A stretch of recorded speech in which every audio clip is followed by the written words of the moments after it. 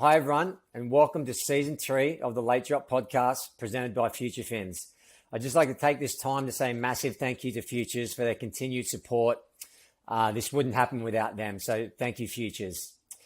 Today's special guest is the GOAT of big wave surfing, Shane Dorian. I actually spoke to Shane about 3 months ago, but we wanted to keep this one on ice for the opening of Season 3. So look, Shane needs no introduction. He is one of the greatest to ever do it. He was a high-level CT surfer, and we dive into the invention of the big wave vest from a near drowning experience at Mavericks. We talk about traveling now with his young kid, Shane Dorian, who looks like he's going to be a superstar, and just dive into family life and just all his accomplishments throughout his amazing career. So I had a great time talking to Shane, and I hope you enjoy the podcast. I just thought, oh, man, I literally just almost died. This day just had that feel like every wave coming in was the wave of the day. There was like a glass ceiling that was just shattered. And the next thing you know, it was like 10 levels up. Like, this is the experience I've been waiting my whole life for. Shane Dorian, professional podcaster. Welcome to the show. Thank you. Thanks, Jamie. Thanks for having me. Thanks, mate. I really appreciate it. So what's, it seems like, have you been chasing your son around the summer? Seems like he's been, the wave pools a bunch, and man, how fun is it watching your kid just progress like that? It's like, just for me watching him, from a few years ago to now, like, it's incredible. Yeah, it's pretty funny. I feel like all parents can, sort of relate to chasing their kids around for the summer, but mine, it looks a little bit different for sure. He's he's really into surfing, and so am I. So it's like a perfect synergy. So it's being a parent's pretty hard, but when your passion is the same as your kids, it simplifies things a little bit more. You know what I mean? So we both have to make a lot of sacrifices in order to travel together, but it's really worth it in the end. And it's been an amazing summer. Actually, it's been pretty challenging with the whole COVID thing. We were both stuck at home for a very long time. Probably the longest I was at home, the longest I've been home since I was 14 years old. So, and then as soon as we sort of could and felt comfortable, we ended up leaving, and then we were gone from home for about 4.5 months. Wow. And so what, your wife and your daughter stay on the Big Island, you guys are just on the road? Yeah, we were on the road. And wow. Then, so we were on the road for about 3 months together straight. And then my wife and daughter met us, and we went to Nicaragua together. So we were in Nicaragua as a family for just over a month. Oh, cool. So sort of like did the first stint by yourself and met up, and then it sort of feels like you're never apart sort of thing. Yeah, it would just, it makes it really, it's kind of tricky during those couple months when you're away from your family, and especially hard for me and my daughter because we're pretty tight. But, I feel like it's a pretty strange year. So I think a lot of us can relate to, doing things that we not normally do, and sort of have to do what we have to do to try and, keep things happening. And, it's just a strange year, really. So, yeah. I was just at the skate park this morning with my daughter. She's just like, got her a lesson. She's into skateboarding right now. And I was talking to another parent down there and talking about the challenges of everything going on. And she's like, well, yeah, I think the biggest one is just the husband and wife relationship, but everyone being at home together on top of each other. I'm like, well, it's sort of like, for me, it's sort of, I'm like, we're sort of lucky. I said, even though we travel a lot, I mean, when I'm home, you're home. You're not at work 9 to 5. So you actually, I'm used to being like with the kids and with her a lot anyway. So I was like, I think we're lucky in that sense, but it's cool because I sort of see, having 2 kids myself now, a lot younger than yours now, but when you see them start to potentially like different things, and you can sort of see the future of like sort of what you've been doing with Jackson, like, hey, he's really good at something or he's passionate about something. He's got to go this way, and then daughter's passionate about something or doing something else, and it's a real juggling act and sacrifice for the parents to chase those kids' dreams.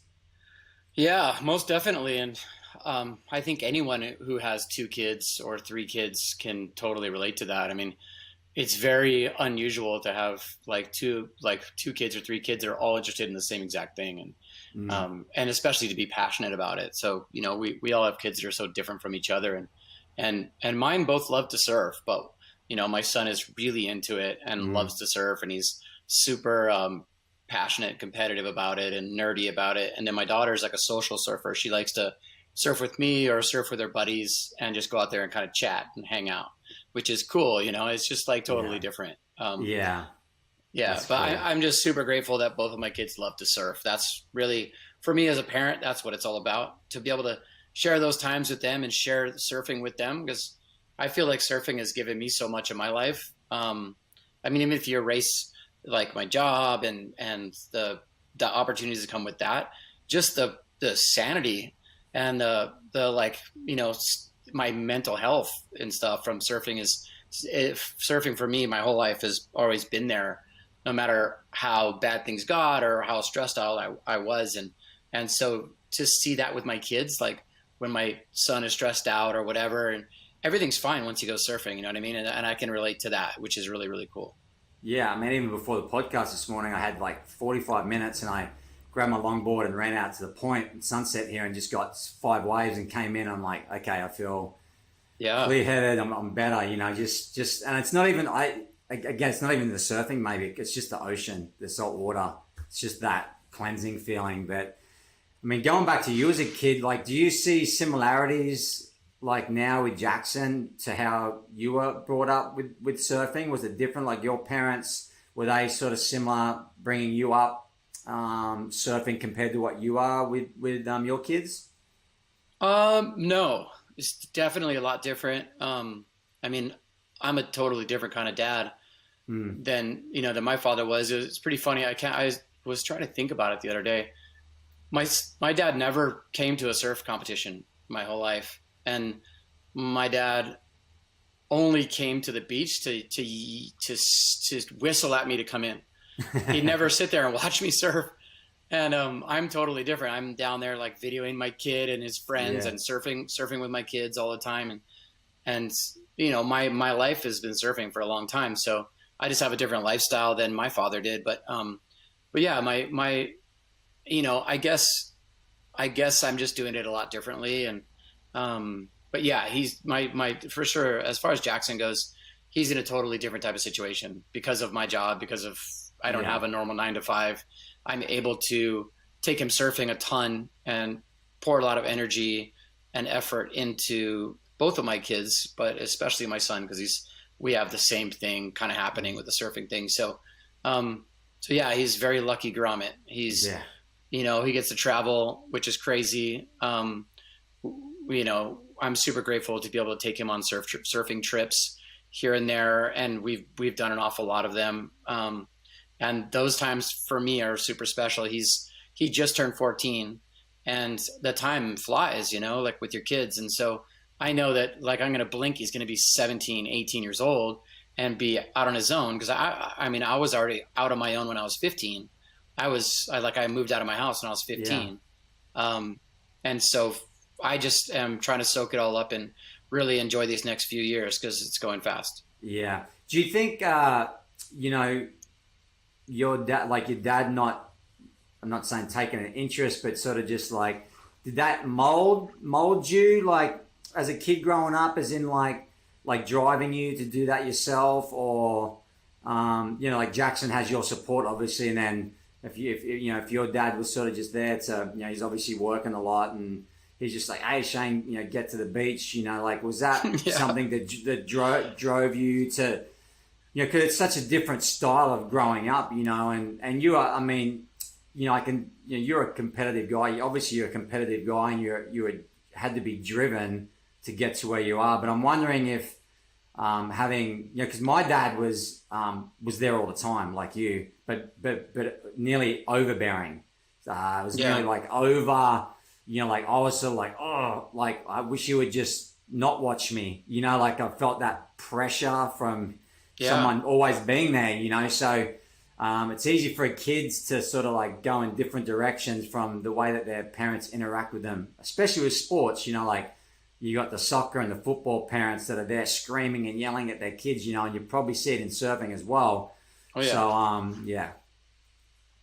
Yeah, that's kind of a tough question. Yeah, I feel like number one, like the first part of your question, I feel like that did drive me. The fact that my dad seemed pretty uninterested in my surfing, which was so important to me, really made me dig deep and really wanted to kind of prove to him, I guess, on a subconscious level that this was something I was passionate about. This was something I was good at, and I had something to prove in that way. On the other hand, I had my mom's support 100%. Like my mom was always there. She always took me surfing. She would take me dawn patrol before school. She was like super supportive, always going to my competitions whenever she could. You know, she was working really, really hard. She had 2 jobs most of my upbringing. So she had limited time. You know, a lot of times I'd come home and there'd be no one at my house, and I had to like grab my board, walk all the way down to the highway and hitchhike to my surf spot. And so that like was my growing up, but I had a lot of support from my mom, and then I had pretty much zero support from my dad surfing wise. And so, yeah, I feel like that did drive me. And then to the second part of your question, Jamie, like, it's pretty funny because I'm pretty hypersensitive to the overbearing soccer parent vibe. I'm around that a lot. I'm around a lot of parents who put a lot of pressure on their kids. And I try to really remember that, like with my own kids. But it's hard not to, you know. I mean, I put a lot of pressure on my daughter too. I'm like, I don't want her being lazy. I don't want her being sitting playing games all day long. I don't want her growing up to be a gamer. That's not my deal, you know. So I feel like a game warden in my house. I feel like a prison warden in my house. Stop doing that. Stop doing this. Get, you know, you know. But I mean, I think all parents can relate to that. But yeah, I've definitely try to be supportive to Jackson, who's really into surfing. Try to be supportive in a way that is positive, like taking him surfing, taking him on trips, as long as he's doing his schoolwork, as long as he's doing good, as long as he's a cool kid, as long as he's not a brat, as long as he's not a spoiled brat. And that's the big risk. That's my worst nightmare, is him becoming really spoiled, because he is extremely lucky. Like, you know, boxes of clothes show up in the mail. He gets brand new surfboards pretty damn often. Things that I never got when I was his age, you know, like, and I feel like that is a risk of kids being too spoiled. I never want that for my kids. And, so that is a concern to me as a parent. So I want to try to be supportive and, help them achieve their goals, whatever they may be, and totally remember that him becoming a pro surfer is not my goal. It is his goal. Yeah. If he wants to do it, if that is his passion, I will back him up. I will support him and help him, but I'm not the driving force behind all that. And these kids put plenty of pressure on themselves. They don't need more pressure from their parents. Yeah. I feel like it's going to be a fine line, and I see myself growing, like even just watching at the skate park this morning, I'm like, I see myself going to say something, and I'm like, no, sit back, and I'm like, until they ask me for help, then you know, man, it's a fine line, but it's a cool thing. But yeah, it's a I feel like it's you see it so much these days with kids. It's just, kids are so talented, and it becomes a job for them, and they burn out, blow out, and then it's all over. It's a bummer. But I mean, so yeah, I remember the story. You were saying that I mean, obviously that drive for you to get out of the house, I guess, and to continue on your path. Like, when did you realize that you were like, surfing was it? Like, I'm going to be a pro surfer? Because you did move out and to the North Shore, right? Your mum let you move to the North Shore when you moved when you were 15, right? You said. Yeah, I was 15. Yeah. And that's crazy to come to the North Shore when you're 15. Like, that's a pretty, like, a heavy situation. Yeah, it's pretty strange, especially now, because things are so different, right? So like, I grew up pretty independent, and when I was 14, I got a job as like I was doing like landscaping, and I was working every weekend. And then when I was 15 and I got a work permit, like a real one, I got a job as a busboy at a restaurant, and so I was trying to save my money and save up to buy a car, which I did. When I was a kid, in Hawaii you could get a driver's license when you were 15 years old. So the day I turned 15, I bought a car, and then I really wanted to move to Oahu. I was really good friends with some other surfers that I competed against. I became friends with on Oahu. You might know him, Jason Magallanes, Yeah. and Matty Liu and Ross Williams. They were like my best friends, and they were all like, dude, we're going to be pro surfers. That's what we're doing. And I was like, what? Really? And they were like, yeah, that's what we're doing. We're going to be pro surfers. That's what we're doing. And for me, being from like a little town on the Big Island, there were no pro surfers. There was no precedent. There was no like pro surfer that was older who had done it. So no one that you could look up to and go, that's the way I'm going to do it. Sort of like, yeah. And those guys had it, right? Because it was in their backyard. There's plenty of pro surfers, and that was kind of a new thing at that point. But as soon as they said that, I was like, dude, if you guys are doing it, I want to do it too. And then Jason Magallanes was like, why don't you freaking move to the North Shore and live with me and go to high school here? And I was like, that sounds crazy, but yeah, let's do it. I want to do it. And so I talked to my mom about it, and my mom didn't like the idea at all.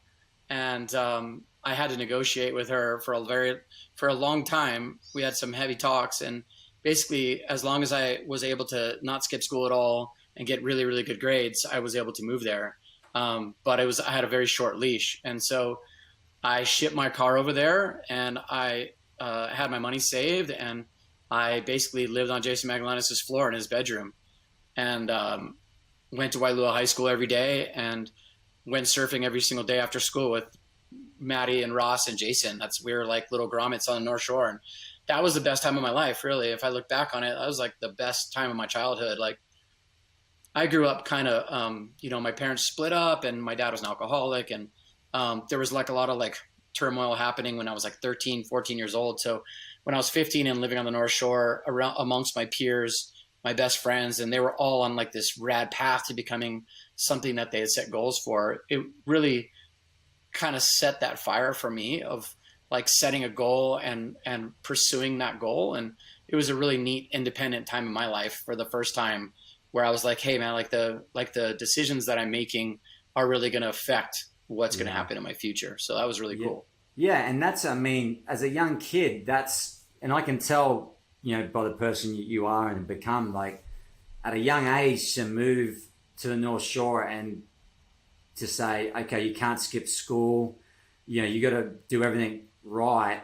To have the discipline to do that at 15 is pretty impressive, but also I guess, like that if you didn't, then you ship back to the Big Island and that's your chance over, but a lot of kids at 15 would mess that up, like guaranteed. Like probably 90% of 15-year-old kids wouldn't be able to have that drive and discipline and mental knowledge to know that, hey, like this is a good thing. I'm on the right path.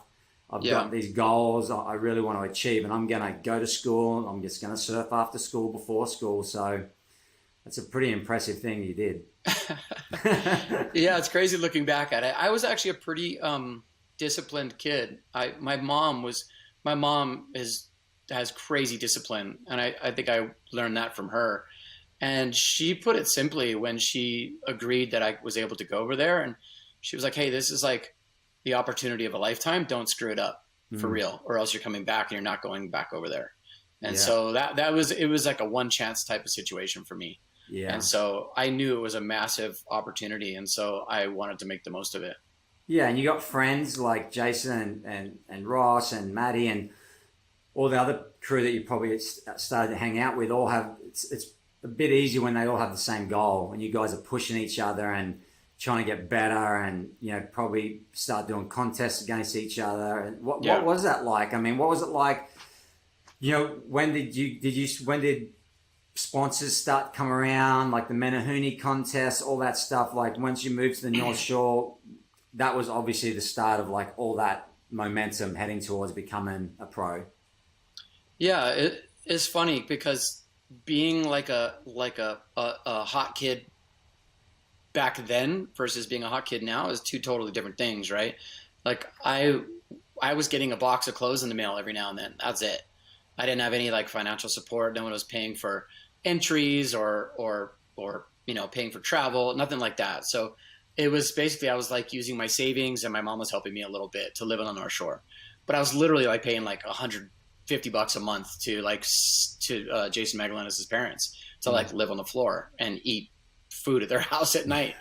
And so it was a very simple type of situation, but it was such a blessing. As it was really cool because I was like this kid, and like I'm from the Big Island, and the waves where I live are small. It's like kind of like California in a way, where like the normal day where I live is like shoulder high or waist high, and then like a big swell where I live is like a little bit overhead. And so I grew up surfing like high performance little waves, and so I was so terrified of the North Shore. I remember the first day I moved to the North Shore, I sent my car, and then 3 days later I flew to Oahu by myself. I got a taxi ride to Young Brothers to where my car was shipped over, and I had this piece of rabbit, super old, had holes in the floor. I had spray painted Metallica on the hood. There was one tape in the tape player, and it was Metallica, and it wouldn't eject. So that's the only tape I had for the whole year. The whole time. Yeah, and so I filled up my car. I drove to HIC. I was surfing for that surfboard company. Sino Magalanis was shaping me boards. So I was moving there. He had shaped me some boards, and I filled up my car with surfboards. I had some big boards too, which scared me. And then I drove to the North Shore by myself, and my car was such a piece of crap that anytime I went over 45 miles an hour, it would start shaking and making a crazy noise. So I was driving on the H1 freeway, like just going like 45 miles an hour. And like I drove over the hill where you can start seeing the waves. And I was like by myself, like a Grom, 15 years old. And the waves that day were like 20 feet. Oh my God. And I was driving over and there's all salt in the air and whitewash everywhere. And the whole North Shore was like closing out. And I was so terrified. I remember my heartbeat was just going nuts. And I drove and met up with Jason Magdalenas, and he's like, "Hey, we're going to go surf Waimea right now." And I was like, "What?" And he's like, "Yeah, just grab your biggest board, wax it up, and let's go." And so we drove to Waimea with Ross and Maddie and Jason. And the waves were like probably 15 to 18 feet. And they were so excited. Zero fear, no hesitation. They were like running into the water. I'm like, wait. I'm like terrified. I'm going to stay here on the beach. And they were like, "No, you're coming with us, and you can just sit on the shoulder." And so I paddled up with those guys, just terrified. And I sat on the shoulder, and I remember like Ross and Jason and Maddie, they went straight to the peak. And I remember Ross and Jason especially were like paddling up the face, like straight to the peak, and paddling up the face and like whipping it on bombs. And they were all like 14, 15 years old. And I remember just being so baffled at that because I was terrified. I never caught a wave that was like really well overhead. Yeah. And I was like, wow, these are my peers. These are my best friends. They're like surfing Waimea, like charging like 15 to 18 foot waves. And like, I remember like Mags is like going switch foot and stuff. And I was just baffled. And I was like, I had like hero worship from my friends, which is super cool. And it was just such a neat time, you know? And like my head was like, what? This is really what these kids are doing. And these are my friends. And so I wanted to be like them. Yeah, and then soon after that, I became really, really close with Todd Chesser and Brock Little. And we were all friends, and they kind of took me and Jason and Maddie under their wings. And it was just a really cool thing. So like the next few winters, I started living with Brock Little and Todd Chesser and surfing really big waves. And that became something I just became super interested in. Yeah, that's such a, that time, I think, especially for you guys, it's just such a, to have that group, and I'd love to go talk more about that from that first time paddling out there. And then, because how old were Brock and Chesser compared to you? Like, were they 3, 4, 5 years older than you, or? Yeah, so I would have been 15. Brock would have probably been 20. That was like when he first got invited to the Eddy. That was like the first, like the second Eddy, maybe something like that. Yeah. This was like, I don't know what that was, like 87 or something like that. I'm trying to remember, 86, 87. And it might have even been the first Eddy, but Brock was like a kid still. He had just graduated from high school. And Chesser, but they were like already charging massive waves, and they were like fearless, absolutely fearless. And every time the waves got big, they would make us surf with them. Because at first, when the waves got big, we'd go to like Freddy Land or Yeah. like inside reforms and like surf little waves on our shortboards. And they're like, nah, that's not going to happen. You guys can't live here with us and hang out with us. If when the waves get big, you're surfing big waves. Yeah. How long did it take to, like, from that first session to hanging out with those guys to start to feel like like a little bit more comfortable in your own skin, getting out there, like starting to have a look at waves and stuff? Did it take a few years, like, or did it start to come pretty quick for you? No, I immediately realized I loved being scared, Mm. which was super surprising to me because I used to be, when I was a kid, I'd look at like photos of like Jerry Lopez at Pipeline and stuff and just be like, I'm literally never going to do that. That's never going to happen. And just being fascinated by it, but just thinking that wasn't me. And then when I moved to the North Shore, I just got put in a position where I was scared all the time. I really, really was I was like a really competitive kid. Yeah. And so I wanted to be like Jason Magallanes. I wanted to be like Ross Williams and charging these big waves as kids. I could see like the respect that the older guys would give them. And so it was like a fast track. It was kind of like trial by fire, but I realized, man, I actually like getting pounded. I like surfing big waves. I like getting worked. I like being scared. And so I immediately was like, I kind of like joined the crew, and all of a sudden I was surfing bigger and bigger waves. Like it seemed weekly. And so by the end of that first winter, I was already surfing really big, like pretty big Waimea, surfing some outer reefs and surfing big Haleiwa and Sunset and stuff like that when I was 15. And then, yeah, just like right after that, I started surfing really big Waimea with those guys. Yeah. Do you have, what are some of the fondest memories with, like, you know, Todd and Brock, you know, during that period? Because I can imagine, I mean, I didn't know Todd, but knowing Brock fairly well, I mean, that guy would have just been freaking putting you in some hairy situations and calling you out. Oh yeah. I can imagine what it would have been like paddling out to surf giant waves with that guy in his prime. It would have been crazy. And he was like as fearless as it gets. Like when he got older, he really lost that fearlessness. But when he was 20, it was crazy. It was crazy. Like he was so damn hardcore. And when the waves got big, and back then, if you think about it, like there was literally no such thing as water safety. There was no such thing as like a flotation vest. There was no such thing as foam flotation. It wasn't even a wetsuit. We never wore wetsuits. Yeah, it's just trunks and skin. Yeah. Himalayas, friggin' 20 feet. Grab your 9.6 from underneath the house, put some wax on it, and your biggest leash and your trunks, and we're going. Period. That was it. We're not calling anybody, no photographers, no nothing. Just we're out there. And when we got out there, it was like you were expected to not sit on the shoulder. And me being so competitive and like idolizing these guys, I became really, really into like, and I loved it. I loved that feeling of like getting successful rides and overcoming my fears and pushing myself and trying to surf at the top of my ability.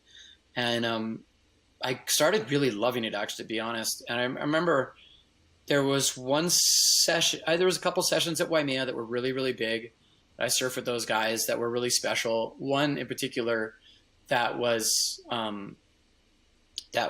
Waimea was like pretty much closing out, like pretty much every set. And I remember there was like 3 sets in a row where we couldn't catch a wave because the waves were too big.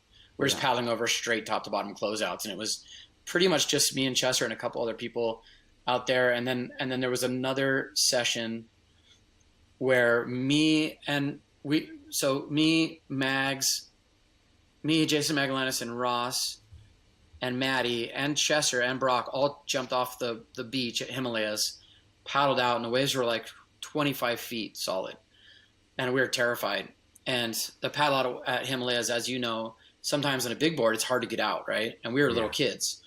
And so we get to the shore break area, like between there and Lonnie's, and it was like 6 to 8 foot, like top to bottom waves mushing through. And long story short, the current was ripping us towards Lonnie and Kea. Chesser got out, Brock got out, and me, Maddie, and Ross were like stuck. And I slipped through and got out, and those guys got pushed back to the beach. Those guys didn't make it out. And so all of a sudden I'm out there just with Chesser and Brock without my peers, like without my group of young friends. Yeah. And we got out there and it was 25 feet. And we got out there, Chesser caught like 3 or 4 waves in a row. I kind of sat a little bit on the shoulder. and then Brock caught like 2 or 3 waves in a row, and I hadn't caught a single wave, and I was really scared. And then a set came in, and I remember thinking like, these guys caught 3 or 4 waves already. I haven't caught a single wave. This is like, I'm starting to get embarrassed. And a monster set came in, and you know, that place, it draws you out like, holy crap, I'm gonna get caught inside.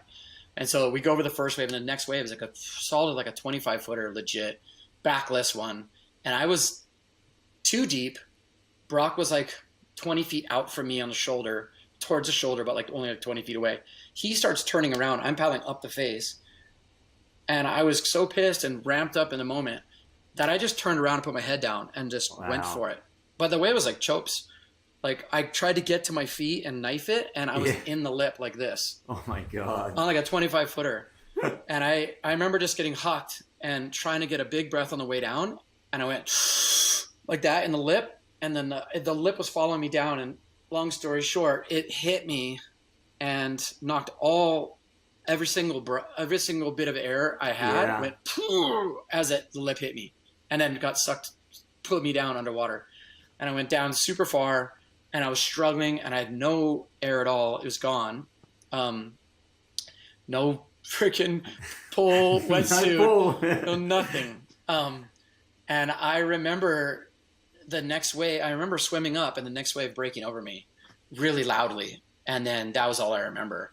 And then the next thing I know, it sounds super weird. But the next thing I know, I was like looking, it was like I blacked out, and then I gained consciousness somehow.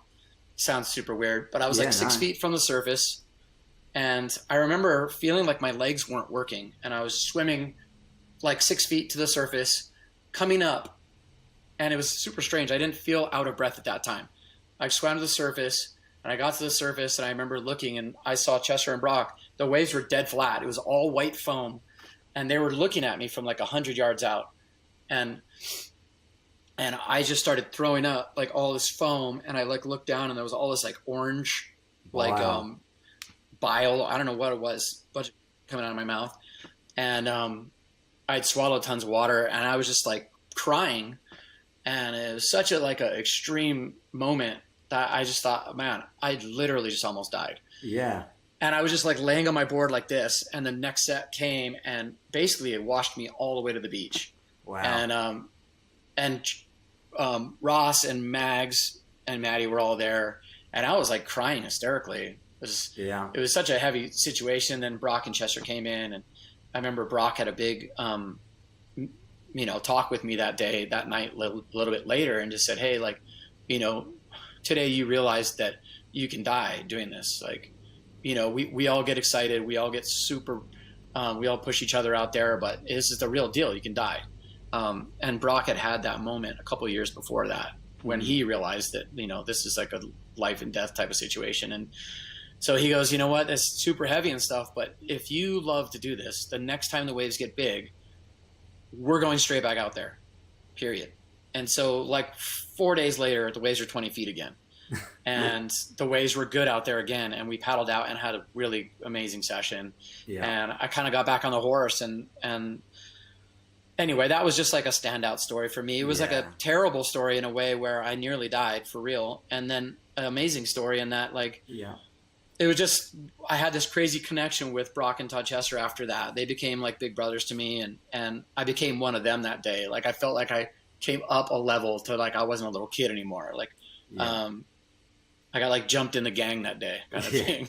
Yeah. It sounded like that was the moment where it's like, you realize that I do love this, like Brock said, and everyone has those moments, and you've seen guys come and go where it's all good until it isn't, and then it's like when it gets real bad, are you paddling back out, or are you going to be out there the next session? And the people that really truly love it, they are, and the other people, fade away, and that's fine too. Hey, there's no shame in being scared, because it is scary.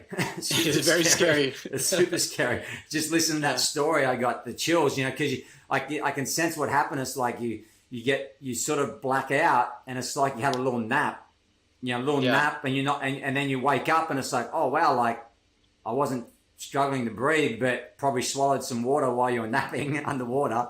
Yeah. And then all of a sudden you're like, oh, where am I? You know, like that's it was a surreal experience. And you know, when you're that age, I think I was like 18. But when you're that age, you don't realize like how serious it is and how much you have to lose. And, you know, I have much different perspective now being the age I am now with a family and all that kind of stuff. But then I felt like I had nothing to lose. Like, dude, I'm going no matter what kind of thing. You know, it's so crazy how your mindset is when you're in the moment when you're 18 years old or 20 years old or nothing, even 30 years old. Nothing can hurt you, kill you as you think, you know. And, and like you said, Brock, you know, I remember as a kid getting there's a VHS tape of the Eddie Aikau, and it was the 1991, that giant year that Brock got the barrel, and he also got that insane drop where he skipped down the face, and that's probably around that same time where you were saying that the guy was just tapped, like not a worry in the world. He would just turn and burn on anything. Yeah. Definitely. And how long through that stage was it? Did you, because there was that moment where obviously Todd died, and then Donnie Solomon. Did you guys surf with Donnie as well? Were you guys around that moment when Donnie and Todd passed away? Yeah. So I was surfing in Waimea the same day that Donnie died, and we were really close. He would come and hang and stay at the house that I lived at on the North Shore, and he was really close friends with a lot of my friends, and we were good friends. And he was just starting to charge, and that was pretty crazy when that happened. And then the day that Todd died, I was at Jaws, and he was supposed to be with me. We were filming, and he was supposed to be with me. He was supposed to fly over that morning to Maui to surf Jaws, and instead he stayed on the North Shore and ended up passing away. And I surfed Jaws all day. I got back to the boat ramp at Maliko on Maui after surfing a really epic session at Jaws, and hearing from friends that Todd had passed away. It was just like a soul crusher, you know, type of situation. Yeah, I can imagine, especially not only just one of your best friends has passed away, but to have like those heroes, you know, like a Brock and Chesser, and to think that can happen to someone like that you think is sort of like invincible. Totally. Must be a really hard pill to swallow, and then to paddle out again and be thinking about that, being like, shit, is that going to be me next? You know, like when one of your heroes has passed away, must have been really tough. Todd was a superhero to all of us. Our whole next generation, like our whole group of, like the whole like momentum generation, that whole group of our friends was like 15 or 20 of us. And Todd was like a superhero to all of us. He was invincible, unkillable. Like he was a superhero straight up. So when he passed away surfing big waves and drowned, it was such a wake up call. I was just like, wow, like if he can die surfing big waves, and he was like a brother to us, right? So we were all crushed for forever. Still am, really. Yeah. But it was such a crazy realization that you really can and will die doing this if you make the wrong decisions. Yeah. You can continue to push the limits, and it's advice. So when did you decide between, like, because at this moment you're like falling in love with big surfing, you've got the ultimate crew, but you've also got these guys that are like, I'm sure Kelly's involved in this scene has come in as well, and Ross and Pat O'Connor, all those guys, right, have come in, that momentum generation. And like, when does like the love for big waves and also actually trying to get on tour, when does that all happen for you? Because you spent 11 years on the ASP, on the CT. So when does that all change and you decide, hey, I'm going to go chase the tour like these guys? Yeah, it's pretty crazy. So I was a terrible amateur competitor. I was never very good at competing. I didn't win a ton of titles. I wasn't like going to the nationals every year and all that kind of stuff. But I wanted to. I was really competitive and I liked competing. I just wasn't very good at it. And then I don't know. I stuck with it. And then when I graduated high school, Todd Chesser was living California in the summers. And he said, hey, when you graduate high school, move to California, live with me, and start surfing some pro events. So I did that. I started surfing some pro events. I started doing better and better. And then the next year after that was the first year of the WQS. I started riding for Billabong. I started traveling to events, and I ended up qualifying that first year that they had the WQS. Oh wow, first ever year. That's crazy. Yeah, and so Kelly was on the tour the year before us, but it was me, I think, Rob Machado, and maybe even Pat O'Connell all qualified the same year. Wow, that's awesome. And then throughout, you had a successful career. You won a ton of events, and then was it the whole big wave thing still like active in your mind? Like, I'd rather be doing that, or are you pretty focused? I mean, you're on the big stage. You've got to be focused and trying to compete at the highest level. Were you just getting big waves when you could, in between focusing on the CT? Yeah, I mean, I never lost my love for surfing big waves. I've always loved it. But when you're competing on the world tour, that takes up 90% of your time. When you're not surfing in events and out of the country, you're training and focused and preparing for the next event. It's so all consuming, especially when you're trying to win a world title or even just stay on tour and requalify. And so you have very limited amount of time. I had very limited time to chase any type of swells to like Mavericks or something like that. So for, that period of my life when I was competing full time, which like you said was like 11 years straight, was I basically focused purely on competing. And then the last like 2 or 3 years of being on tour, I started really getting burnt out, and I would find myself competing in heats and having zero emotion tied to the result. Whether I won or lost, I was like emotionless. I didn't have like the stoke of winning. I didn't have the agony of losing. When I lost, it just meant I got to go home earlier. And then as soon as that was really dawning on me and sinking in, I realized, man, I'm not surfing to my potential because my heart is really not in this.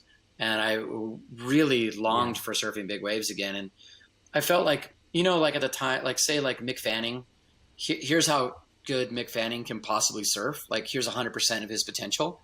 He has heats where he's surfing at 100% of his potential, where he clicks into that next gear, that Mick Fanning gear, where he's surfing literally his best. Same with Gabriel Medina, same with John Florence, same with Felipe Toledo. They have that next percentage that they go from like 90% to 100 in heats. That is super rare, and that is something that I pretty much could never do.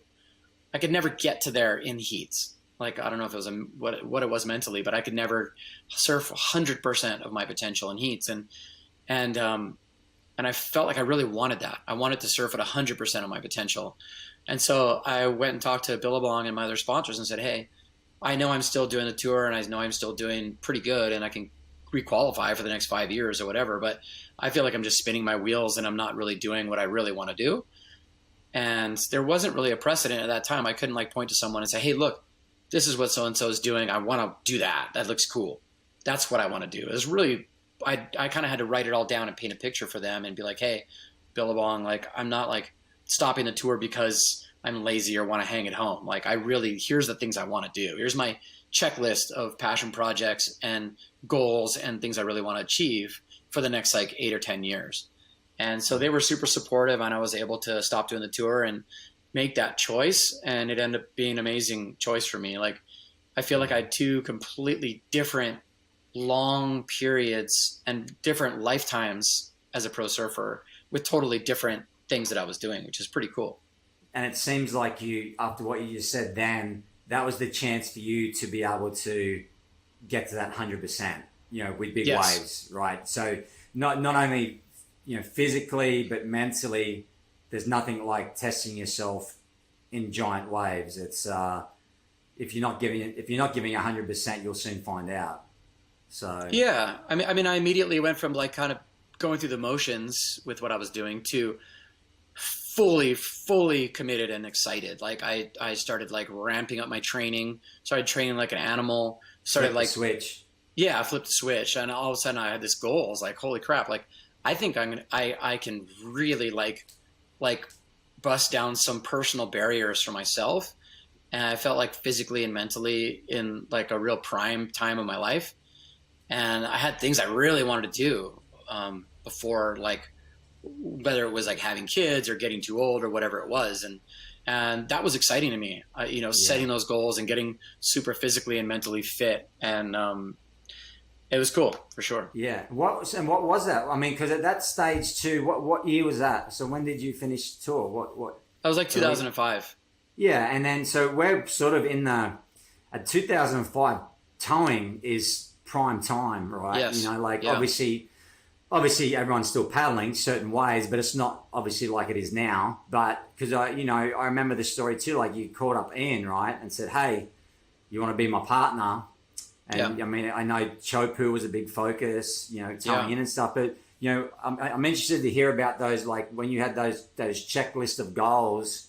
Like when you finished with big waves, like what were some of those goals that you wanted to achieve with big waves?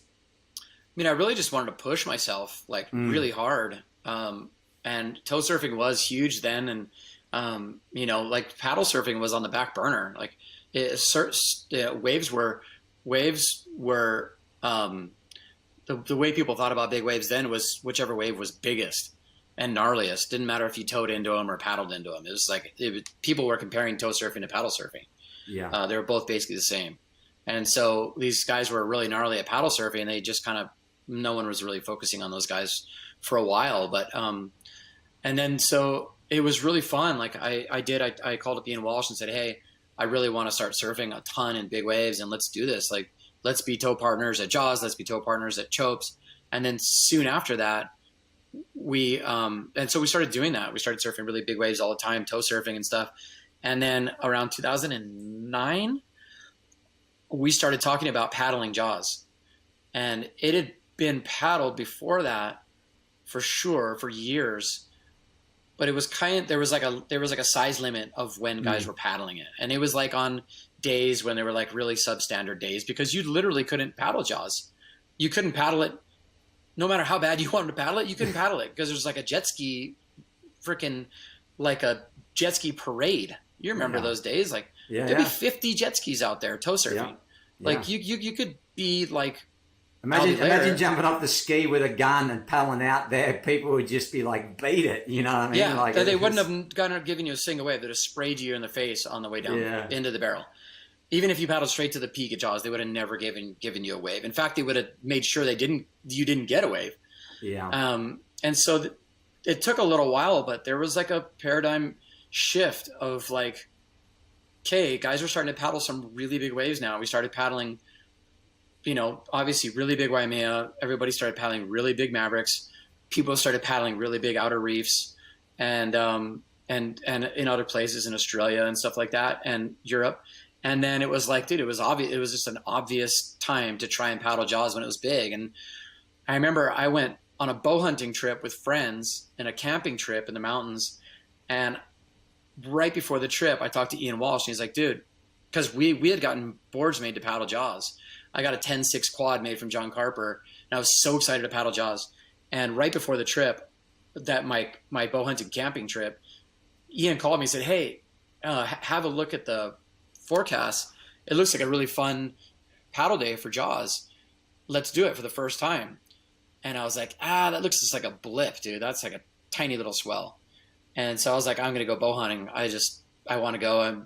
I've been planning this trip for a long time. This looks like that's not going to happen. And I got out of the mountains, got cell service, and he sent me a bunch of pictures, and him, Danilo, Kuto, Sion, Greg Long, and a few other guys that paddled Jaws that first day. And he sent me some pictures, and I just was baffled. It was solid 20 feet. They were knifing in on the peak, not on the shoulder, not on only lefts, giant, big, heavy, steep drops. And I was so baffled, I missed it. And it was late in the season. So I was like, oh, I'm probably not going to have a chance to get a chance at it. And it was pretty cool because the year before that, sorry, you got to bear with me. The year before that, I went to Mavericks and got the shit beat out of me and nearly drowned. And because of that experience, I developed an inflatable wetsuit. So I get the prototype of that inflatable wetsuit right after this trip, that bow hunting trip. So I get home, bummed out that I missed the Jaws session, get home, open the box, and it's my prototype of my inflatable wetsuit. Meanwhile, I look on the long-term forecast and there's another swell for Jaws. And I was like, holy shit. So I test out that prototype wetsuit I had that was super janky, but I was tripping because it worked.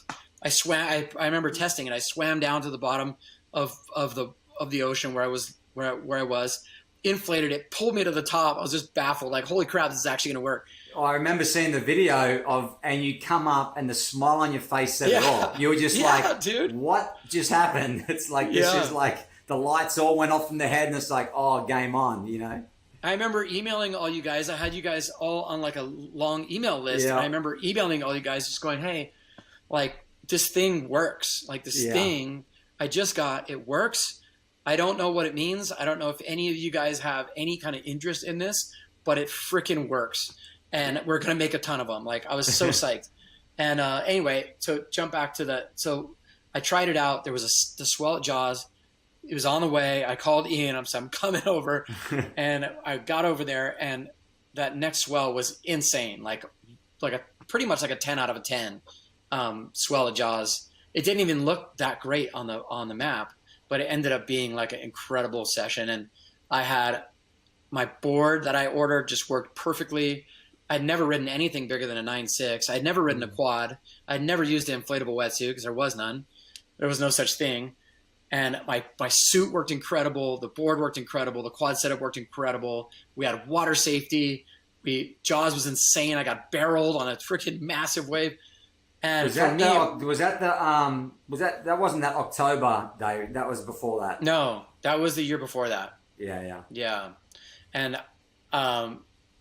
yeah, I mean, it was such an epiphany moment. Like, I had surfed really big waves on outer reefs of the North Shore. I'd surfed really big waves at Mavericks at this point. I was surfing really big waves at, Phantoms and Himalayas. And I'd surfed really big waves at Waimea and around the world. And I'd tow surf Jaws. And they were all like, I thought I had reached the pinnacle of my experience and tow surf like 30-foot chopes. Yeah. And that one session paddle surfing at Jaws, I remember just going, wow, there was like a glass ceiling that was just shattered. And next thing you know, it was like 10 levels up. Like, this is the experience I've been waiting my whole life for, you know? Yeah. I want to go back to the Mavericks wipeout too, because that's a pivotal point in your life. It's a pivotal point in big wave surfing history, like just in general, because I want to say it was the 2010 contest, right? It was the day after, because if you go back, I mean, to this day, finally, I remember I busted my eardrum at Makaha and I couldn't go to that swell, but I remember watching the contest online, just blowing my mind that was one of the biggest, best paddling contests of all time at Mavs 2010. And you paddled out in the morning and just had your first time surfing it, right? I think it was an incredible session. You got some of the best waves still I've ever seen out there that morning, and it was just glassy and 25 feet chip ins off the second ledge. It was crazy. And then Sean Dollar got the giant one in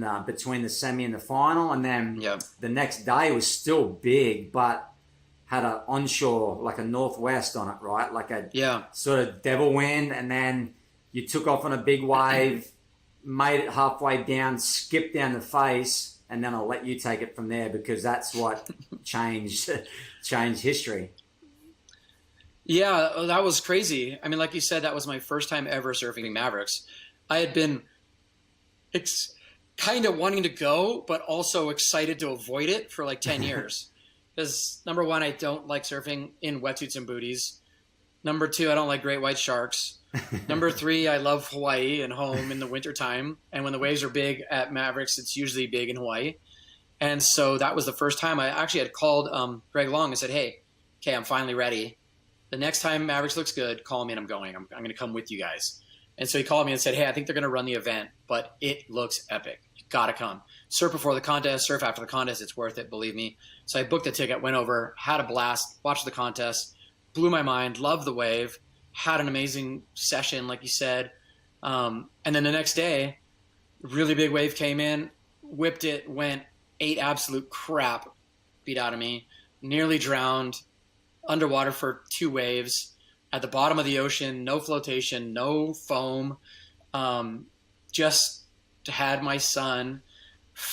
I remember having like the epiphany of like at being the bottom of the ocean in Northern California and just tripping that I was down there and that my family was at home and just going, what an idiot I am. I'm going to freaking die down here. And my family is just going to like, I literally was having those moments like slow motion. Like I was sitting there struggling to get a breath and running out of breath and being held on for 2 waves and just going, this is not happening right now. And anyway, long story short, I nearly blacked out, felt like I had a real near drowning situation, and then had a gnarly concussion for like 48 hours. And then that day, the next day, getting on a flight, San Francisco airport, and just going, I don't know if I can surf big waves anymore. You know, I have way too much responsibility, too much to lose. This is way too dangerous. I nearly died. Had way too many friends die already. I really got to rethink how I can justify this. And I remember just thinking about it. And then they did like the safety speech, and the lady was like, oh yeah, you know, like watch out for the overhead compartments and turbulence and the front thing in your seat. And under your seat is an inflatable vest. And she had the vest on, and on the little screen, it was like, you just pull these 2 tabs and poof, it'll inflate. It'll just poof, inflate. And I remember just having this, I was like looking at her just going, there's no freaking way. There's no way. There's no way. And I started like sketching stuff and, you know, on a pad. And then we took off, and then I got home, and I immediately like started looking on the internet and looking for something like some inflatable bladder type of situation that I could buy to sew into my wetsuit to see if I could use it. And I couldn't find anything. There was literally nothing existing like that I could find, that I could find. And so I called Scott Boot, who was running the wetsuit department at Billabong at the time, and said, here's my sketches. Here's my idea. What do you think? Like, I think that it could work. And to my surprise, he said, I think it'll work too. And so we came up with some sketches and reached out to Mustang Survival. That was like a survival company that made bladders and this kind of stuff. And we had a prototype made, and it worked. And the rest is history. The rest is history. And I'll say it now, thank you. I'm sure a lot of people will say thank you for that because, you know, look, there's either way, right? People can go, it sucks, there's more people in the water. But in my opinion, the ability to push the limits and to push your own performance to another level, and knowing that you still train, you know, the people that, I mean, I at that stage, I remember, you know, you were in the CrossFit. I remember training with you and Ball were doing at the back of Wailua. They're like even in better shape than probably before, but in good shape and with all the technology, you know, and you sort of like, that's the time when you can really push the envelope on what's humanly possible with the sport that we're in, you know? Yeah. Can you imagine paddling out to Jaws when it's 30 feet without that on right now, and paddling to the peak and trying to go on a big one? Not many people, I tell you now. Well, yeah. I was finally, Timber Nathan just sent me the Condition Black link to watch again, and I was watching those guys on that, what day was it? January 28th? January 98 anyway, at least, and the guys were towing Jaws with no vests. Yeah. It was giant.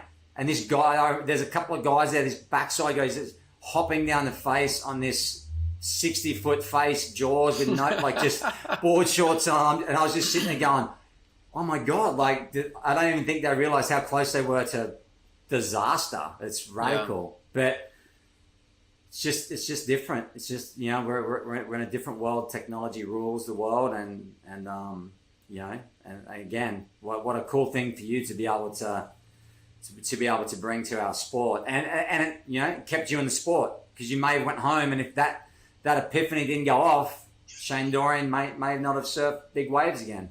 I would have been a totally different surfer. There's no doubt about it. And the bottom line is we don't. I feel like I speak for all of us when I say that we don't surf big waves to come as close as we can to dying. That's No. not the goal. The goal is to push ourselves and come home safely at night, back to our families, and push ourselves and have a blast and have fun. But to come home safely. But we're not trying to do it because we want to try to get close to dying. That's not a thing. So since that happened, since the inflatable wetsuit started getting to people, we haven't had a single person die. Yeah. Think about how crazy that is. Oh, and when you're in the water and you see the stuff that goes on in the water, and how many people are surfing and the wipeouts, and it blows your mind. It blows your mind that, Yeah. and obviously the flotation and the vest are the two biggest things, but well, like you said, it definitely is an enabler. Having that feeling safer makes human beings want to do things to push the risk up. And there's plenty of people out at Mavericks. There's plenty of people out at Jaws now that would never be out there if they didn't have inflatable wetsuits on. And everybody's like taking off on waves and pulling their inflatable wetsuit going straight.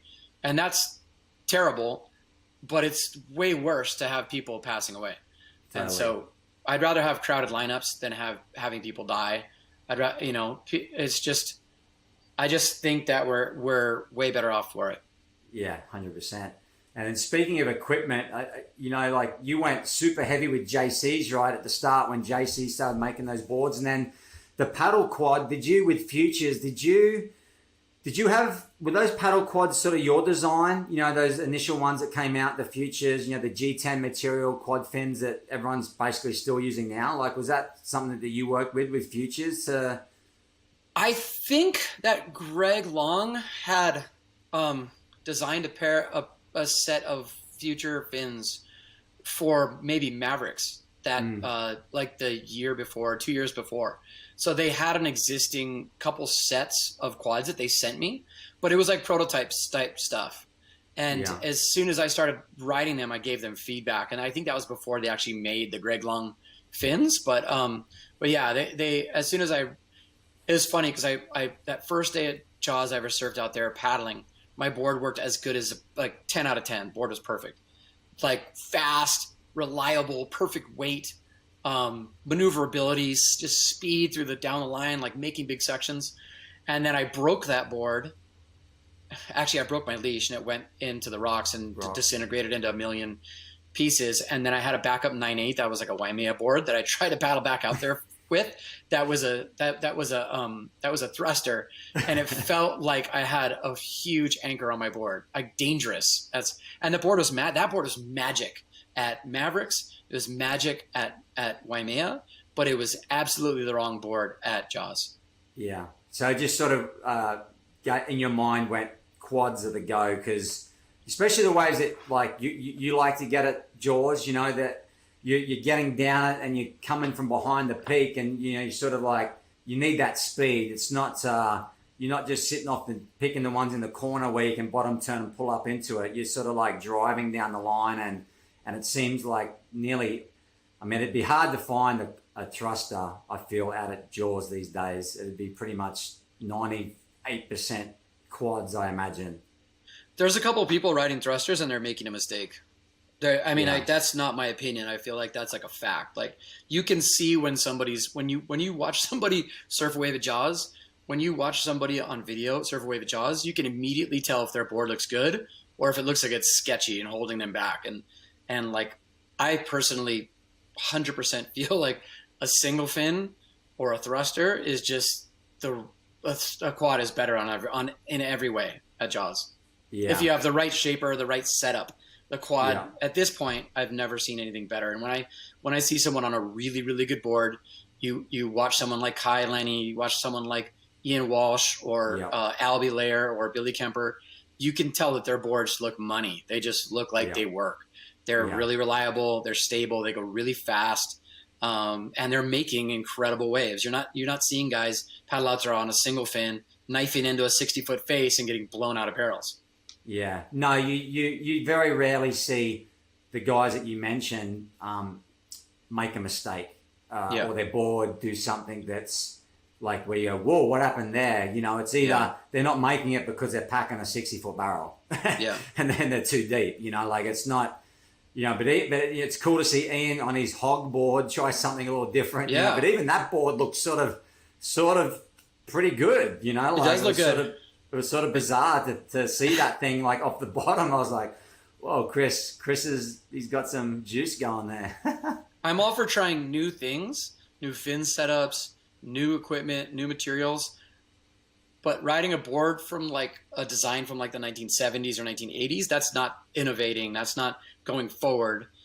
And when all the top guys at Jaws are riding quads, you should either be riding something new and innovative or a quad. Yeah. You know what I mean? Yeah, for sure. So, Shane, is there certain waves that stand out in some certain places? Like I was trying to think about it yesterday before I knew I was going to have you on, and like I think about obviously Waimea, you probably got a ton in your back, but I think about the day before the Eddie where you and Healy got that wave together. I think about that. Obviously at Mavericks, I think about the morning of the contest. That was incredible. Jaws waves. God, I think of the historic one the evening, the barrel when you got that. You know, probably the best wave today, you know, in 2012. And then also, to me, one of the gnarliest ones I think I've seen was the day before the contest at Jaws, that really windy first year. And you were just so inverted. It was like a nearly impossible make. And you somehow just like outstretched and connected that thing. Like, are there any other waves, like certain waves? I'll say paddling, just because you know paddling is so hard. But is there any other standout waves of your life? I know you've had plenty of rides of the year too from Jaws, but I'm wondering if any certain ones stick out in your mind. All those ones you mentioned. All those ones, I just answered the question for you. Well, there's certain waves that are unforgettable in your life. You know that you'll never ever forget, like that one at Mavericks. I mean, the one at Mavericks early in the morning. I think that was like my second or third wave ever surfing Mavericks, and I got an in and out deep barrel, and it was so cool. Like that never happens there. Ever happens. Never happens. Which is so cool, right? It's so neat that it doesn't happen, and then it happened. I somehow was in the right place at the right time to catch that wave, and I didn't have all this data in my mind that it doesn't happen. So I saw the barrel. I'm like, oh, I'm getting barreled right here. I wasn't like, oh, Mavericks doesn't really barrel and make it out. Like you just go around these sections. Yeah. Because when you watch videos of Mavericks, the sections happen, but they clamp. That one, I didn't have like a predetermined. I didn't assume that it wasn't going to be makeable. I was just like, oh yeah, pack it, stall, and so it worked out. It was really cool, and just that, like, it was 15 years of me watching videos of Mavericks with all this anticipation, and then having it all come to fruition and having an amazing experience. That was really cool. The one with Healy at Waimea was like, I had grown up surfing Waimea since the time I was 15 years old, and it literally decades had passed. And that wave at Waimea, catching a legitimate closeout, is something that very few people ever have the chance to do. And when they do, they rarely ever take that opportunity. And to do it with one of my really good friends, and how exciting it was. And when the wave was coming in, me and Healy were both right there. We're like, yeah, like just so psyched. And then we both like straightened out into the closeout, and we both like jumped as it like exploded and was going to mow us down anyway. And we came up in the middle of the bay, literally in the middle of the bay. And we were just like hugging and high-fiving and just like so happy. And then of course, like the ones at Jaws, they're like those, exactly what I was talking about. Like say, like you got a guy like Mick Fanning or Felipe Toledo that can surf at 100% of his potential. We all know what 100% feels like to us, to our potential. Everybody who ever surfs, they have that one wave that sticks out. Like that was 100% for me. And I had a couple waves at Jaws, like that one in the evening in 2012. I had a black and red board, and it was in the evening, and I like put my arms wide and had that massive spit. I felt like I'd surfed 100% of my potential, and that is a neat feeling. You know what I mean? Like no matter how good you surf, how bad you surf, if you surf for a long time, you realize those waves don't come along very often. So I feel like those are unforgettable, and those are the ones for me. Do you think, I think back of the El Nino year, 15, just that run of, that run of waves we had was incredible. Yeah. Do you think that moment in time, because you seem like, I know you struggled with some injuries and some back issues the last few years, but it seemed like you were pretty primed in that zone. And I mean, you're obviously the performer of that year. There's hands down, no doubt. Do you think that was those 3 to 4 swells that is the pinnacle of your performance, like say out at Jaws, that El Nino year? Yeah, I think it was. Yeah. I felt great that year. I felt really good. My body was I didn't have injuries. I was in really, really good shape. My boards were, everything was perfect. And I went to Jaws 11. I went to Jaws 11 different swells that winter.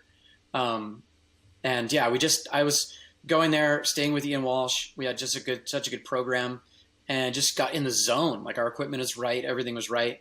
And yeah, I feel like my performance personally, that was a definite peak for me, like a pinnacle for my life surfing. So, and age wise too, right? Like that, no matter how bad you want it, if you're 15 years old and Jaws is the best it ever has been, you're never going to surf your best. If you're 50 years old and Jaws is the best it ever is going to get, you're probably not going to surf your best. But I was in the perfect age. Yeah. In 2015, my age, I was still in my peak physical condition. Mentally, my mindset I was super hyper aggressive, really, really confident. I didn't have any like insecurities or I wasn't like confused about why I was out there and what I was doing. It was just kind of like a perfect storm, like mindset wise. And so that's when you want those big swells to happen. That's when you want those El Ninos to happen. And it was kind of, for me, that window of opportunity for me personally is when those swells were happening. So I feel really, really grateful that the timing was right. Yeah, it seemed to me anyway, just watching you in the water and being out there, just that it was nearly like what they call the flow state, with the athletes, when they just get into that zone and you can nearly do no wrong. Like, I mean, I saw a couple of like personal times where I was looking at you going over and you're just like stomping on that front foot when all you feel like you should be doing is stomping back just to get down that thing, and then you're like, oh my God, what just happened? And then you see yourself kick out in the channel and you're like, made that thing, like, and there was lots of those moments, and it just seemed like that year was just a special year just in surfing history for big waves, but just for you in general, it was incredible to watch. Yeah, it's cool when you get in the zone like that, and you're feeling super confident, swell after swell, wave after wave. And I'm a little different in that, like, there's a lot of people like say like Billy Kemper or Albie. They get like an incredible wave, like say like a 9 out of 10 for them. They get blown out in the channel at Jaws. Billy starts kicking and scratching back to the peak because he wants another one. If I get like the wave of my life, I'm going to the channel and having a beer and relaxing and watching the boys surf. You know what I mean? I'm like totally happy, totally satisfied. I have like, here's my goal, and if I tick that box for the day, doesn't matter if it's my 20th wave or my first wave, I'm done. They're so risky and dangerous to me that like, that's how I personally am. So those days where I surfed with you out at Jaws and I got a really, really crazy good one, I like normally that was my last wave of the day. Yeah. And that's why I never really liked competitions, including like big wave, especially big wave events, because I don't want time limits to determine what waves I'm going to choose. Many times I'll go out to Jaws and I might catch one wave in 3 hours, and then I go and I'm done. The whole swell, I might catch one wave. If that wave is good enough, I catch one wave. And I'm happy with that. That's the goal. I literally want to catch one wave when I go to Jaws, if possible. Just the kind of wave I'm going to remember for the rest of my life. Yeah. And that's just the type of surfer that I am. And it's just kind of interesting, like thinking like not everybody's like that. And it's kind of cool to see someone like Albie and Billy, like their expectations are so high and they're so confident that they'll get a mind altering wave and paddle straight back out and do it again. It's pretty amazing. Yeah, that's got to be the age thing, I think, and the maturity, like, and yeah, being in your late 20s or early 30s, like that zone of abundance of energy and just the froth, whereas you get to your 40s and that, and you're like, yeah, I'm good with that. yeah. I don't want to take one on the head and have a sore back for another year again, Yeah, have to rehab totally. that thing. But that's funny. Hey, I wanted to ask you about the swell and cloud break, the Volcom Fiji one that you didn't go to, because I know you spent a lot of time in Tabarua. You do the boatman thing, and I always wondered why you weren't there. And then someone had mentioned to me, and I don't know how true this is, but you had looked at the swell and you're like, I don't know, like how it looks or whatever. But if you could like square that away for me, I'm wondering why you missed that. And if you obviously regret it, Yeah, so there was two really big cloud break swells that I missed. There was like the one where, that one like where Bruce Irons was riding like a big giant, like a 10-0 pink Bruce or and Nathan something. Fletcher and Cole. Yeah. Cole got that long one and just skipped out at the end. That swell, I would have been there, except I had an injury. I think I had a torn ligaments in my ankle. And that was an epic swell. And then the next time was like the next summer, which never happens. It's like so unusual for cloud break, as you know, to have like a 20, 25 foot swell with light winds. Usually it's like a 10-year thing there. And then that Volcom swell, I was going to go. I had bought a ticket, packed my stuff, packed my boards. I was going. And I was talking to the forecasters at Surfline. And the guys I was talking to, they basically thought that, number one, the swell was going to peak at night. The majority of the big part of the swell was all going to be in the dark. So the swell was going to come up during the afternoon, not really get really big until after it got dark. And then by the time the next morning came around, it was going to be it wasn't going to be like on the outer ledge anymore. One of those weird swells. Yeah. And then so I was still like, dude, it's kind of worth the chance because the winds do look light. And then right before I was actually literally going to leave to the airport, I got another email that said, hey, now that like 6 hours have gone by and we saw the new whatever it is, like with the data with Lola, like the updated data, the storm is kind of breaking apart. And we think it's going to underperform. And I was thinking, man, all of these guys are there for the Volcom Pro. Yeah. There's going to be 50 pro surfers there. It's going to be the best event ever. They're going to be surfing 10 to 12 to 15 foot cloud break in the event. I'm going to be sitting there like an idiot. Yeah. And so I just made the wrong call. You know, sometimes forecasting is really, really difficult.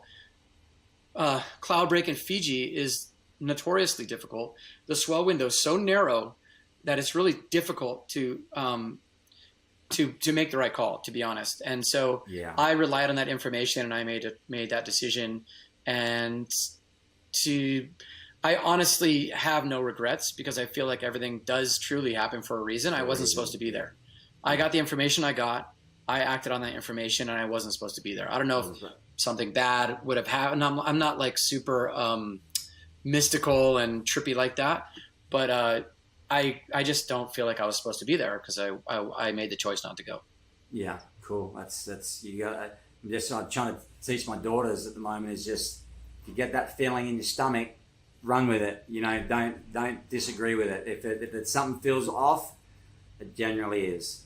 It's pretty funny though. Just to give you a visual, I was not happy. I can imagine you sitting there seeing the stuff going, just it was funny because they called the contest off, and then they continued to have the webcast. And so you can watch the whole thing live. And so I'm watching it live in my kitchen. My wife's there. My wife's cooking dinner, and I'm sitting there just going. And then it kind of They canceled the contest because the waves got crappy. Started getting bigger, but it kind of started getting crappy. Started going onshore, and I'm like, oh, thank God I'm not there. It's only 12 feet. It's onshore. It's too crappy to run the contest. Oh my God, I just dodged a bullet because it's going to cost me like $4 or $5 grand to go there. And I was like, oh my God, thank God I didn't go. And then like an hour later, I was throwing at my computer like, God damn it. What's going on? I was emailing Surfline guys just going, what the hell? I was tripping out. So it was pretty funny. But yeah, that is the life of a surfer. Yeah, welcome to the life of chasing swells, right? Yeah, but all good. There's always another swell, and yeah, I honestly I don't. At the moment, I was pissed off and I had FOMO and all that stuff, but I'm at peace with it now. Yeah, I'm glad. And there's only one other weird thing I want to ask too. Is that because you were on the boat going out to Cortez, right? The Green Greg drowned out there. Yeah. Yes. That I want to hear about. If you can, I want to hear about that trip for you guys out there, because I heard there's some radical stories about the captain and the skis getting flipped over, like nearly running into the bank. I mean, yeah, that was crazy because I didn't even see you out there. Basically, we got out there and then the afternoon. It was the afternoon. The swell came up the afternoon. We were surfing. The incident happened with Greg. All hell broke loose, and then the next day was the beautiful day, a little smaller, but I don't remember even there was a bunch of guys on your boat that didn't even get off the boat. You guys were just in full alert mode. Yeah, I mean that trip for us was, and everybody has these trips, but that trip was the definition of Joe. Greg had organized that boat. It was like a killer boat. It's like this big, beautiful boat. We pulled up the harbor. I hate boats. I hate boat rides. I hate boat trips. I don't like them. I get barfy on them, and I just try to avoid them like the plague. But I was like, oh man, it looks like the waves could be really good. So it's worth the I really don't want to do this, but it's worth it if the waves are epic. So we start driving out there, and our captain is drunk. Basically, the guy's just swilling down beers, and which is such a red flag. We're, traveling at night out 100 miles from the California coast.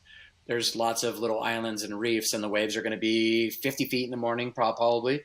And our boat captain is drunk. And our co-captain, or whatever he was pretty drunk too, if I remember correctly.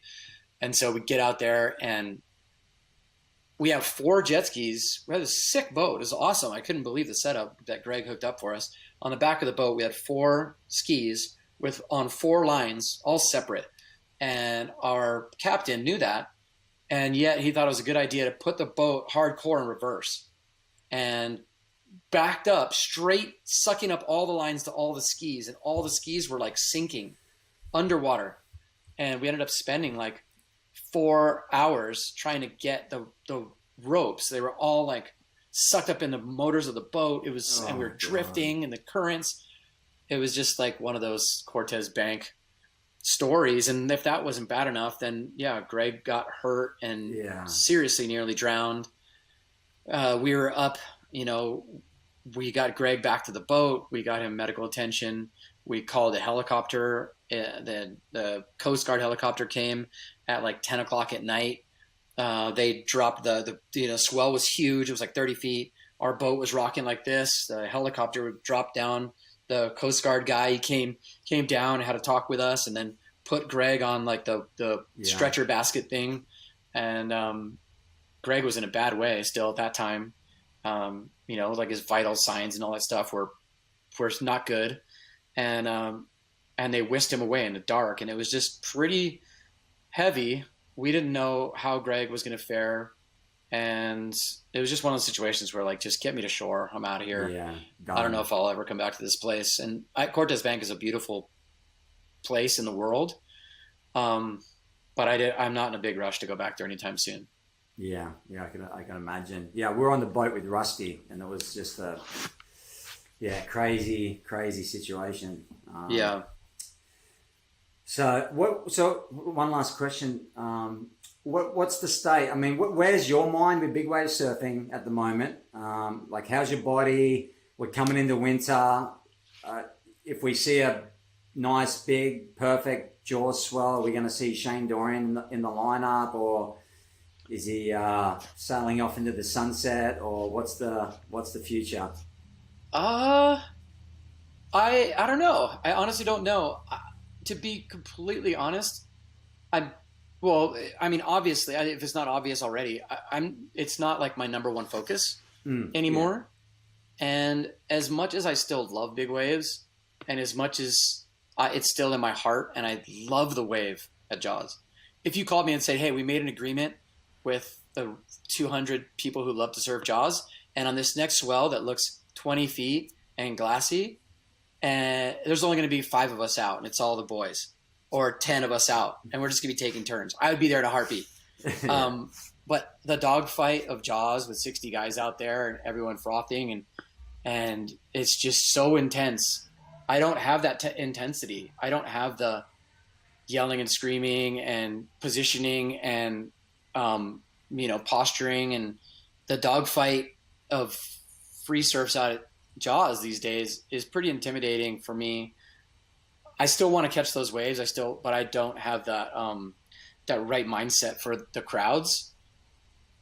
But that doesn't mean I'm not going to go. I still love the wave, to be honest. Yeah. I love the wave, and so yeah, I might actually go make a cameo. That would be cool to have a really cool free surf out there with the boys. I really miss everybody and surfing Jaws together. But on the other side of things, I'm totally okay with not doing that as well. I'm planning on being on the North Shore probably for a month and a half to 2 months this year. I'll probably go in like early November and be there through the Pipe Masters.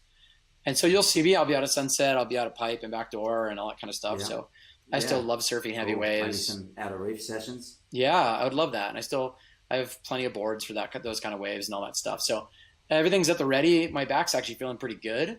I have, like, the last few years, I've had quite a few episodes where my back felt like, but right now it's feeling good. I've been doing like dad bod workouts a lot, and starting to get fit for winter and wanting to surf a lot. I spent that month in Nicaragua and surfed quite a bit and got some insane waves, and my back felt great. And yeah, I mean, I love surfing just as much now as I ever have, and I plan on doing a lot of it in the next year. That's awesome.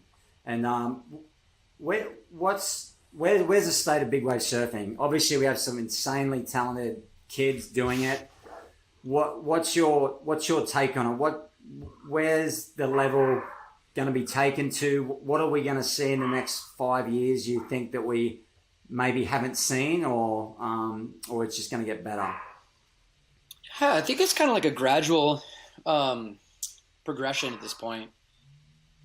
I feel like those massive jumps that were like all those glass ceilings being broken year after year, I feel like that we're probably not going to see that exact same kind of acceleration in performance, because it was so new and young at the time, and especially because we were just starting to surf big Jaws for the first time ever, and that's kind of why you were seeing all the things that were so different than what we had, been used to in the past, at, like, say, Mavericks or Waimea Bay or something like that. Like the kind of like an A+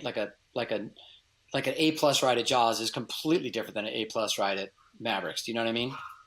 On a totally different level. But or at Waimea, for that matter, anywhere else. Everywhere else pales in comparison. But having said that, like, there's a whole crop of younger, psyched guys who are surfing really, really good. I know there's a gnarly pack of young guys surfing out at Mavericks all the time now.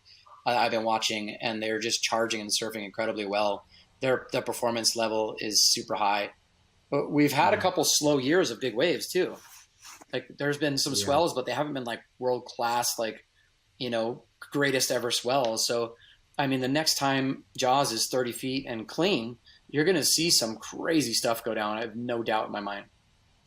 Yeah. Yeah, it's going to be fun to watch. Just what Billy and Albie and Ian and Kai are doing on those 18 to 20-foot days, maybe a bit touch. Like, you add an extra 5 to 10 feet on top of that, and they're doing the same thing, and whoo, it'd be fun to watch. Yeah, I mean, how was the wave that Ian got in the Jaws event a couple years ago, that was just like just incredible when I watched that back now. And then the wave that Billy got last year at Jaws, that he won the ride of the year, where he's just on the foam ball. We're starting to see, we're continuing, I guess, but it's really starting to see like this like rise of like, wow, these like the best guys are surfing really big waves like Pipeline, like Chopo, you know, and on boards that are like 10 feet long. I think we'll see more and more of that. And I'm excited to watch it and hopefully be at least a part of it on maybe not the same level as I once was. But there has to be a time. I always told myself that I'm not going to be that guy who's like kicking and screaming and be that old crusty guy, like trying to still go out there and catch like 12 to 15 foot waves when everyone's catching 25 foot waves. I don't want to be that guy either. So I'm totally happy with the sessions I've been a part of and the waves that I've ridden, and I feel totally fine with that. And if surfing big waves is like pumping cloud break or sunset or big backdoor waves for me now, if that's what they are, I'm totally happy with that. So as long as I'm pushing myself on a relative basis for where I am in my life, I'm happy to do that. Yeah, that's awesome. Well, awesome, mate. I usually finish off with 5 questions. I've been asking all the boys. So question 1 is that, and I know what you're going to say, but the best big wave in the world. Yeah, you should say the second best wave in the world. The second best biggest big wave in the world. Yeah, Jaws. Yeah. Of course. Yeah. What's the scariest? What's the heaviest wave you think? To me, it's Jaws. Yeah. And the reason I say that is because Mavericks is terrifying to me. It really is. It's super scary. But Mavericks is kind of big and gnarly, but it's to be totally honest, it's not that great of a wave. It's not like a perfect wave. It's a huge wave and super steep and gnarly, and you get to get an incredible ride. But Jaws is perfect. It's literally a perfect wave. You can get you can catch a 50-foot wave out there and get a 5-second barrel. Yeah. Literally. I mean, it hasn't even happened yet, but you're going to see guys get paddle waves out there in the future that are way better than any tow wave that's ever happened out there. And it's going to be nuts. Someone's going to catch a wave like Aaron Gould's wave from deeper, if it's like a wave like that big, but it focuses on a deeper peak and doubles up and get a straight up like a 5-second 60-foot barrel. That's going to happen. It's inevitable. I don't know whether it's this year or 15 years from now, but Jaws is terrifying because the bigger it gets, the better it gets. And when you don't go on a huge one at Mavericks, you can be like, ooh, that wave kind of looked like it anyway. But the waves at Jaws aren't. You know what I mean? Like, you're not going to use that excuse. You can't be like, oh, that wave looked like crap. It's just like spitting barrel. It's like a barrel spitting at the end. Classic. What do you think the most underrated big wave in the world is? The big wave? The most underrated big wave? Yeah. Probably Mullaghmore. Is that how you say it? Yeah, Mullaghmore, yeah. Yeah. I mean, it's underrated because everybody's too smart to go there. It's too cold and gnarly. Yeah. If you look at Tom Lowe's paddle wave last year, that was pretty mental, and I think that the ceiling can even be risen on what he did, you know. But totally. I mean, that wave was incredible, but you're right. I mean, they got a ways to go on that wave, and that wave is legit. I mean, it's a top to bottom super gnarly barrel. Yeah. It's like gnaraloo, but 30 feet. And if you want it bad enough, you're going to get like the best wave ever ridden there. It just is terrifying and freezing cold. Yeah. Yeah, too cold. What's the one big wave in the world that you haven't surfed that you would like to surf? Or that you would like to have surfed in your prime, if you put yourself into your prime, like somewhere that you haven't, that you would have liked to have gone at? I'd say cloud break. I've surfed cloud break a billion times, and I've surfed cloud break like 12 to 15 feet, but I've never surfed it like it was during the Volcom Pro. You know, obviously I look back on that time and go, man, I really feel like that is the perfect swell for me. Like I feel like I probably could have got the best wave of my life that day, maybe a few times over. So if I could go back in time and surf one swell, and one place I never surfed like that before, it'd definitely be that day at Cloudbreak. Awesome, good answer. And then the next big wave discovery, the next Jaws or the next Nazare. That's just where. Do you have any idea where you think that could be? Probably Ireland. There's waves in Ireland that are incredibly huge, 50 feet, and sometimes the wind is absolutely perfectly offshore. But there's a lot of limiting factors, and like logistically, they're nightmares, really difficult to, I think the places that are what you're talking about are places that are really difficult to forecast and that are really problematic with weather. Places like southern Chile and like northern Europe, like especially Ireland. But there's some waves in Ireland that I've seen photos of and videos of that look like Jaws, but just as perfect, and just as big, and just as scary. But they're just very hard to forecast, and you need really good logistics, and it's hard to do. And it's very, very, very cold. Very cold, very cold. So yeah. All right. Well, Shane, thanks very much, mate. I know you're a busy man, and I really appreciate your time. And it's been awesome to have the chat. And I hope I'll see you in the North Shore pretty soon. I'll see you soon. Yeah, no worries, Jamie. Thanks so much for having me. It was a lot of fun, and I'll see you soon. We'll be surfing on the North Shore together. All right, buddy. Thanks.